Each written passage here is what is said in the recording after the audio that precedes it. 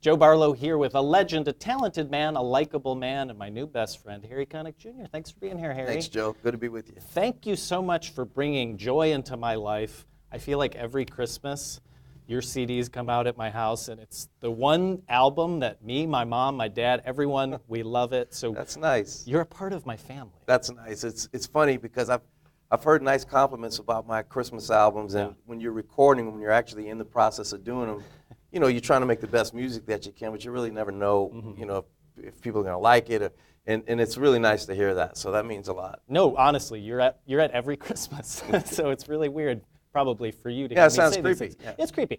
Anyway, but we're here to talk business because you're in Austin for a great reason. There's this campaign called The New 50. Yes. And I was surprised to hear, first of all, that you're 50, but also you're spreading some good word about colon cancer, right? Yeah. So, you know, I've had a lot of run-ins with cancer in my life. My mother died from cancer.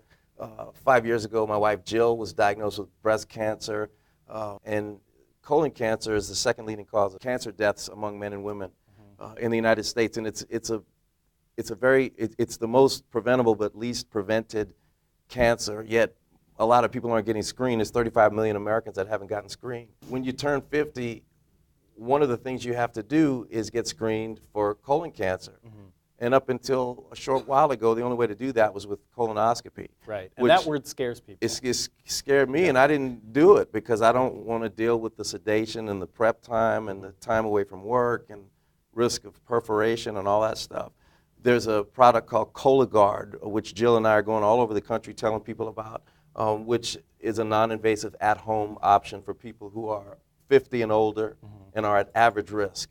Which is what I was, and a lot of people can talk to their health care provider and see if they are too. Because this is something that needs to be addressed, and a lot of times people feel uncomfortable talking about colorectal cancer or colonoscopies. Well, we're trying to sort of demystify it, get people talking about it, because it's very, very important to have early screening. Yeah, you catch that early, and the chances of treating it go up. 90%, yeah. if it's caught early, 90% of those cancers are treatable. So I want to talk about Austin, because obviously you're Mr. New Orleans.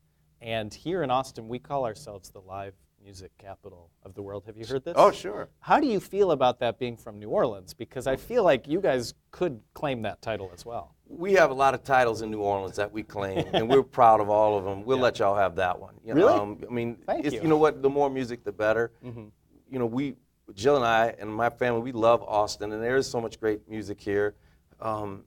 It's a vibrant scene, and people, in many ways, it's similar to New Orleans. New Orleans has a little bit of a head start on y'all, too. I mean, we're celebrating 300 years this year, and I don't know how long the music scene's been around in Austin, but, you know, New Orleans has been going on for over 100 years. So they're both great towns. They both have great music, and it's just nice to know that there is a town in the South that's not New Orleans where people can come and hear great music and have a good time. See, this is why you're a nice guy. Because you could have started an Austin versus New Orleans war. We could have said, well, I wouldn't need to do that. We would win that war, is the thing. Oh, okay. That's only if you decided to go down that route. Okay, but I would never do that. I mean, we don't need to compare tacos versus beignets. I mean, let's not go there. We could have a beignet taco, which might be nice.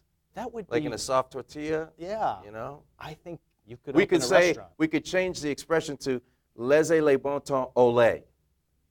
I don't know what that means. I don't either. Because I'm not from New Orleans. Yeah, that's all right.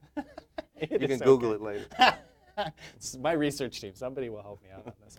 I do want to talk, too, about music, because obviously that's such a huge part of your life. I read on your bio today that you were starting piano at age 3?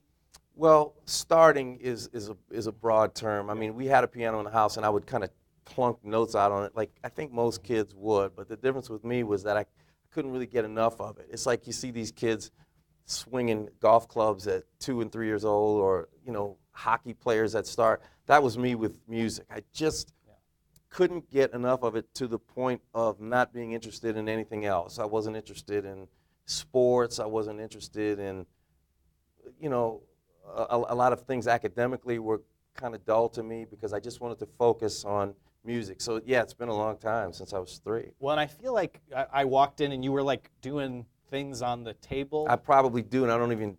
Do you always have music going in your head? Yeah, pretty much. Yeah. Pretty much. The only reason I know I beat on things is because Jill or my children will say, "Dad, can you stop that?" Because Because I do it a lot, and it's not. I would say almost 90% of the time, it's me trying to figure something out. And the other 10% is just because I like the way it sounds. Yeah. But it's never to get on people's nerves. But it does. That happens to be a big problem with it. I love the idea of someone with your talent being told, like, hey, easy on the doo-dah. Oh, yeah. Well, Jill, that doesn't matter to her, the talent part. I guess, she's anything like, too much of it. Yeah. Like a good beignet. That's it. Too or a many. good taco. You gotta say Switch no. it up. Well, Harry, this has been such a pleasure. Thank you for coming to my Christmas parties all these years. Thank you. And it'd be nice if you brought a side dish once in a while. Yes, absolutely. Okay. I'll bring the beignets. Deal. Thanks, man. Thanks, man. Good to meet you. Awesome.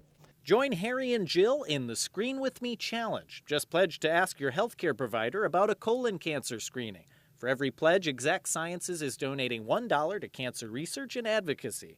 Learn more about that and the New 50 campaign at new50.com.